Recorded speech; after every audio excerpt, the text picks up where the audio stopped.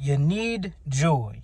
Now, I get really irritated when I see people talking about, oh my God, life is for living. Go enjoy it. I get really fucking irritated because fuck you. You know what I'm saying? But, right, the reality is if you're somebody out here that's trying to reparent yourself, trying to teach yourself how to create boundaries in your life, trying to teach yourself how to think about love and relationships and being disciplined and telling yourself no without having that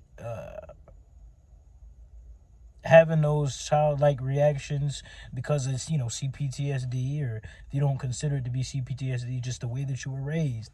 If shame arises anytime that you have to tell yourself no and things like that, and you want to rewire your brain so that it can relate to those types of things differently, it's going to require that you have a have experiences of joy, and you take those experiences of joy pretty seriously, because it is the experiences of joy that allow your brain to know that you're doing the right thing.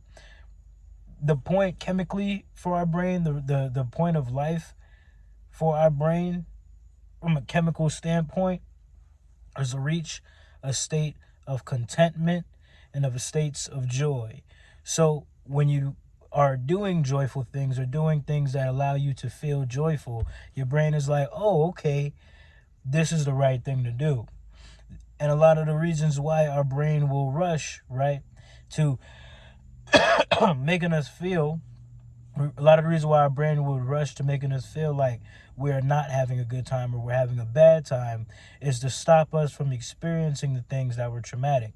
So you might be enjoying yourself, and then your brain will do its best to pull you out of that state and pull you into a state of anxiety, of a state of highly questioning the motives of people around you, to the point where you're not able to enjoy yourself. Because a lot of times, as a self-defense mechanism, your brain is like, you're fooling yourself for enjoying yourself. It's trying to stop you from falling for the illusions of contentment when it doesn't truly feel like it's content, because you're dealing with something that's triggering you, right? So let's say you're having a good time with friends, and for a second you're feeling joyful, but then your brain is just like, what if they hate you? What if blah, blah, blah, blah, blah, blah. It's just remembering that the last time that they thought it felt that joy, the last time it thought that it felt that contentment, it was stabbed in the back, and you haven't fully healed those ideas and those thoughts. You haven't fully sat down, contemplated those situations, contemplated maybe when you ignored a red flag, or when you allowed yourself to be in intimate, the word's not intimate,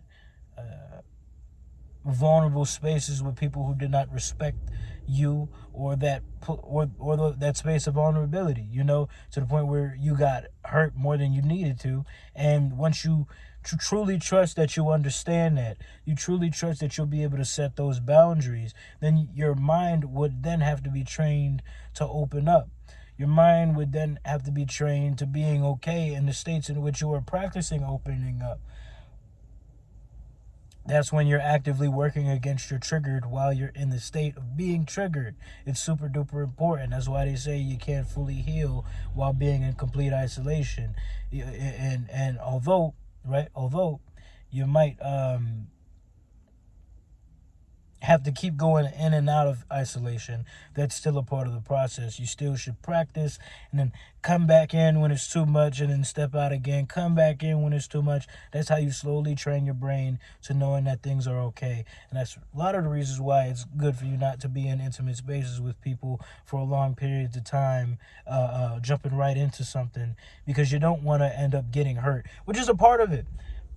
A part of trusting is having expectations of people, and to be honest, a part of being human is that your expectations are going to be influenced by yourself and what you want, and the way that you perceive others. And no matter how much you try to part ways from that and only allow for your expectations to be influenced by what people show you, you can't fully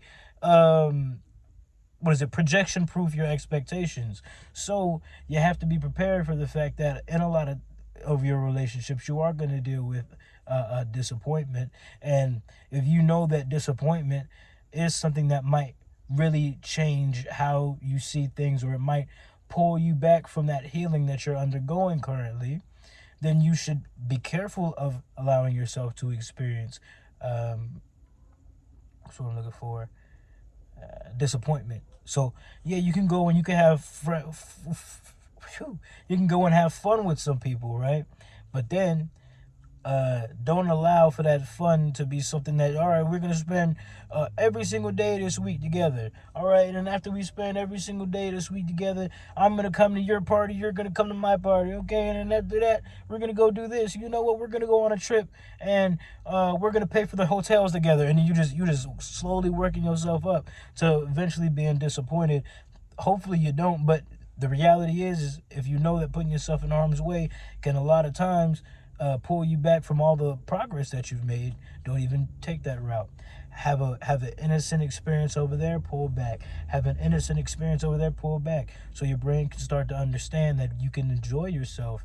You can have those experiences with others, and you can experience joy without having to be afraid of the fact that somebody's going to disappoint you.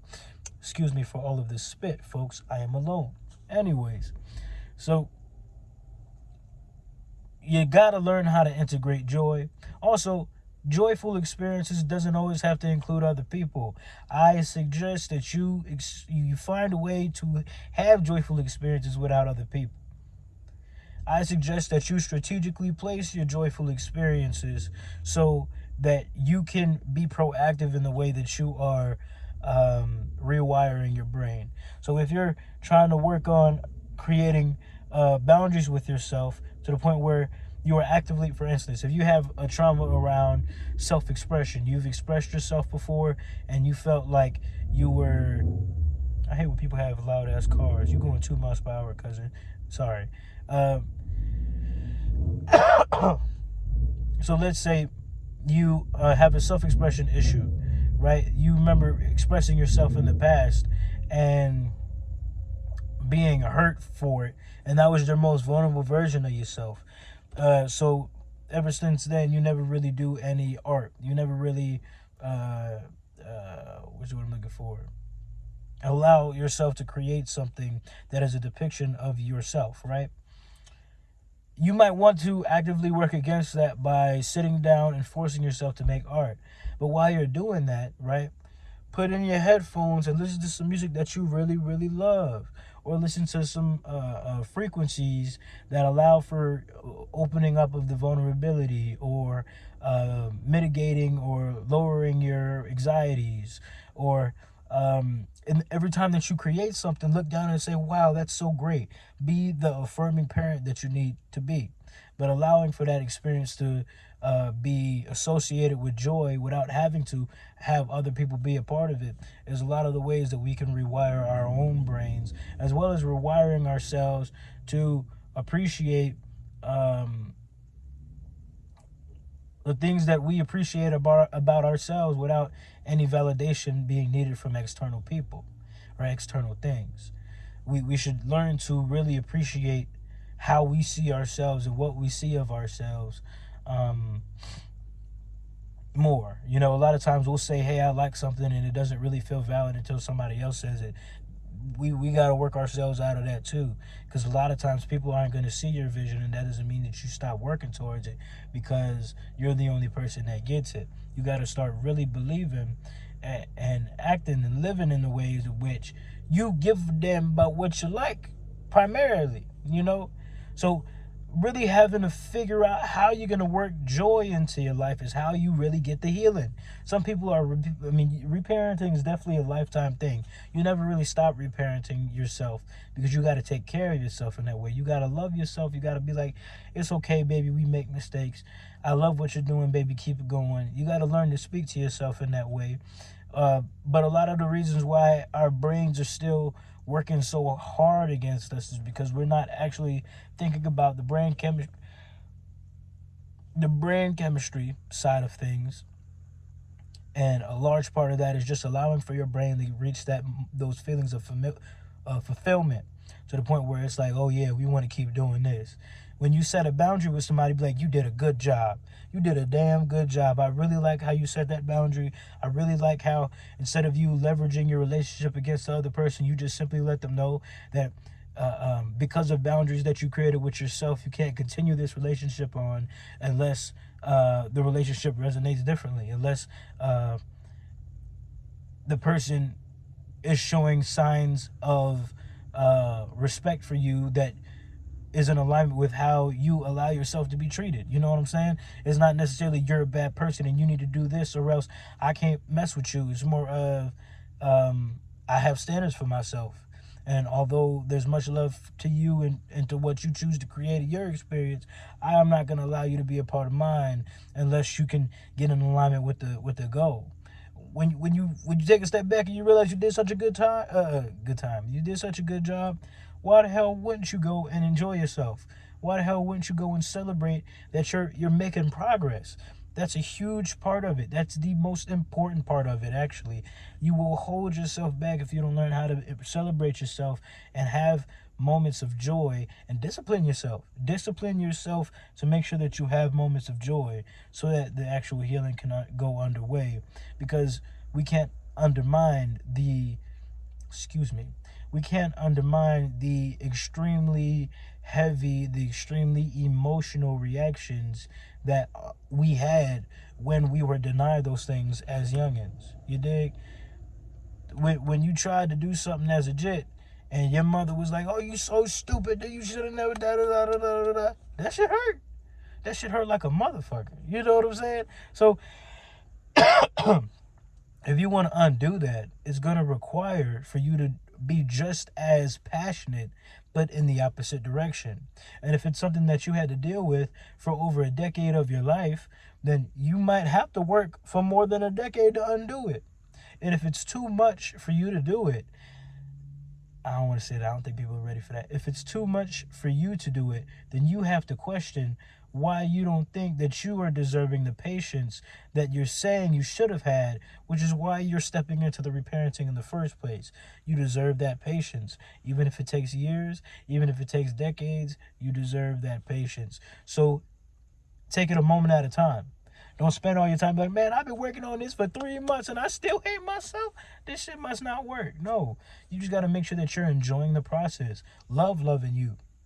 Love being accepting of you. Love the fact that you made mistakes and it's a part of life and you're learning from your experiences. Love all of it. Learn to look at it from a place of love. Learn to look at it from a place of, wow, I'm doing so good. This is making life so much easier. Now, look, we're still friends or we're not friends. You know, sometimes you can set boundaries with people and y'all not friends after that. Sometimes you can set boundaries with people and y'all are. And you're like, wow. Before, when I used to set boundaries with people, they try to treat me like I wasn't shit for even trying to create a standard for how to be treated, and this person just simply listens because they care about me and want me to be there beyond whatever they think I deserve. You know what I'm saying? They still want me to be around. That's a good feeling, right?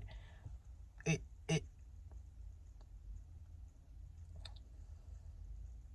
I don't know the word I'm looking for. Not it's beneficial. We'll say that. It's not what I was looking for.